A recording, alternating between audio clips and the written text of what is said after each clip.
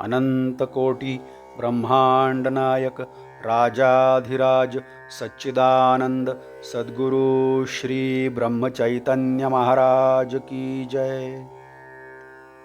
श्री राम समर्थ। 7 जुलाई। बालक बनकर भगवान के समीप जाएं। इस संसार में कर्म किए बिना कौन होता है, किंतु कर्म यथाविधि संपन्न नहीं होता। उसका कारण यह है कि हम कर्म क्यों कर रहे हैं इसका हमें भान नहीं होता।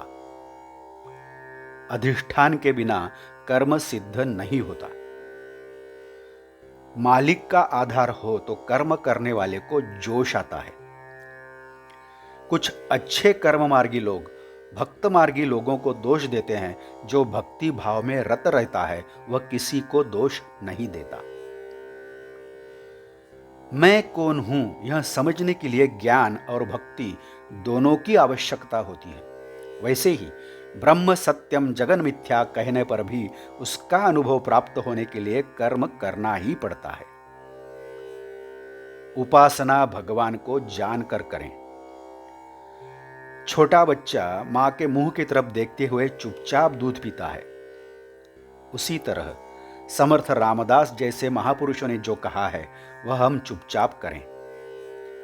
आंखें मूंद कर जितना काम होगा, अंधश्रद्धा से जो होगा, वह आत्मविश्वास से ज्ञान के नेत्र खुले रखकर अर्थात ज्ञान का प्रयत्न करके भी नहीं होगा। बालक बनकर ही भगवान को पहचाने। इसमें एक ही बाधा होती है और वह है हमारी विद्वत्ता। भक्त बालकों की तरह बर्ताव करते हैं, इसीलिए भगवान उनसे प्यार करते हैं। कोई ऐसा कहेगा कि जब हमारा और उसका परिचय ही नहीं है तो उसकी पूजा कैसी करें, उसको पहचानने के सिवाय उसका भजन ही नहीं करूंगा, ऐसा सोचना पागलपन ही है। भगवान को अनेक मार्गों से जाना जा सकता है। भगवान की ओर जाने के लिए मार्ग पर पहले अग्रसर होना जरूरी है। संतों ने अखंड जागृत रहने का मार्ग बताया है। देह से गृहस्थी करो किंतु मन भगवान के प्रति समर्पित करो।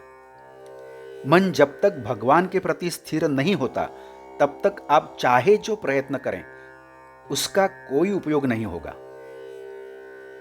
ध्येय यदि सत्य नहीं हो तो चित्त की स्थिरता नहीं होगी, किंतु जो ध्येय सत्य है उस पर पूर्ण श्रद्धा चाहिए।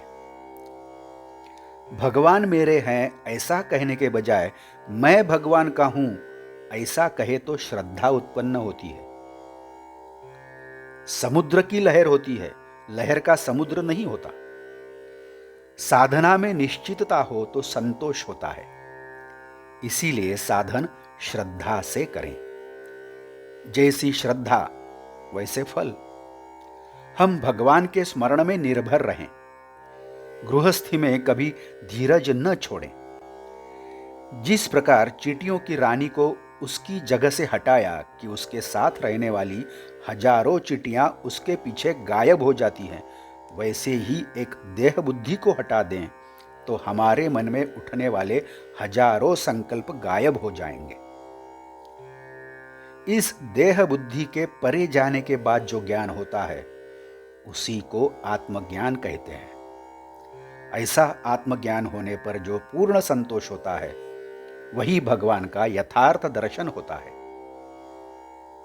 आज का बोध वचन। भक्ति मार्ग यह प्रेम मार्ग है। गृहस्थी का प्रेम भगवान के लिए हो जाए तो भक्ति हो सकती है। जानकी जीवन स्मरण जय जय राम। नमस्कार। यदि आप इस चैनल के लिए नए हो तो कृपया सब्सक्राइब करिए। इस चैनल को लाइक करिए, शेयर करिए, कमेंट्स भी दें और हाँ, बेल आइकन दबाना मत भूलिए। धन्यवाद।